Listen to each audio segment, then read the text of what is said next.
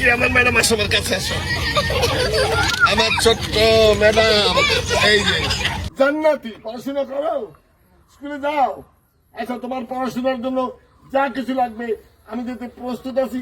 অনেকের বাবাও না, এমনও হতভাবে আছে যাদের মার বাবা কখনো ভিখারির পাশে বসে খাবার খেয়েছেন, কখনো ভাগ করে নিয়েছেন ছেঁড়া রুটির টুকরো, আবার কখনো পোড়া রুটি কিংবা এক প্যাকেট বিরিয়ানি যা পেয়েছেন তাই ভাগ করে খেয়েছেন সুবিধাবঞ্চিত মানুষের সঙ্গে। মানুষের দুঃখ কষ্টকে নিজের কষ্ট মনে করে পাশে দাঁড়ানোই ছিল তার জীবনের অন্যতম ব্রত। তাই পিরোজপুরের মানুষের কাছে তিনি ছিলেন খসরু দাদু, আলোর মানুষ কিংবা নিভৃত চরের দেবদূত। পিরোজপুরের কাউখালীর সমাজসেবক, শিক্ষা অনুরাগী ও মানবতাবাদী আব্দুল লতিফ খসরু আর নেই।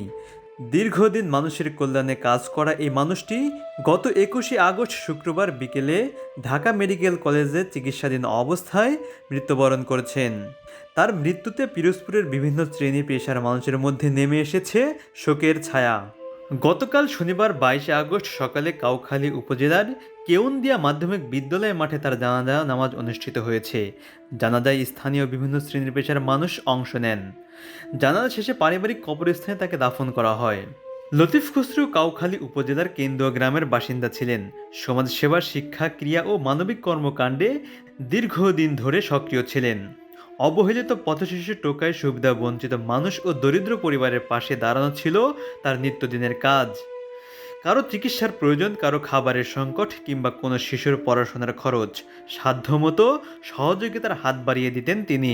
জেলার চরাঞ্চলের সুবিধাবঞ্চিত শিশুদের শিক্ষার সুযোগ তৈরি করতে তিনি পরিচালনা করেছেন ভাসমান স্কুল ও পাঠশালা।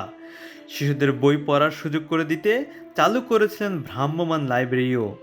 শিক্ষা থেকে বঞ্চিত শিশুদের পাশাপাশি অসহায় মানুষের খাদ্য, চিকিৎসা, পোশাক ও বাসস্থানের জন্য সহযোগিতা করতেন তিনি। কাউখালীতে প্রতিবন্ধী স্কুল প্রতিষ্ঠার সঙ্গেও যুক্ত ছিলেন তিনি। শিক্ষার বিস্তারে অবদানের স্বীকৃতি হিসেবে 3বার পিরোজপুর জেলা শ্রেষ্ঠ শিক্ষা অনুরাগী নির্বাচিত হন। 2013 সালে তিনি বরিশাল বিভাগের শ্রেষ্ঠ সমাজসেবক হিসেবেও নির্বাচিত হয়ে পদক পেয়েছেন। পিরোজপুরের মানুষের কাছে আব্দুল লতিফ খসরু শুধু একজন সমাজসেবক ছিলেন না, তিনি ছিলেন অসহায় মানুষের আশ্রয়, সুবিধা বঞ্চিত শিশুদের আপনজন এবং মানবতার এক নীরব কর্মী। তার শারীরিক মৃত্যু হলেও শিক্ষা, মানব সেবা ও মানুষের পাশে দাঁড়ানোর যে দৃষ্টান্ত তিনি দেখিয়েছেন তা তাকে দীর্ঘদিন মানুষের স্মৃতিতে বাঁচিয়ে রাখবে।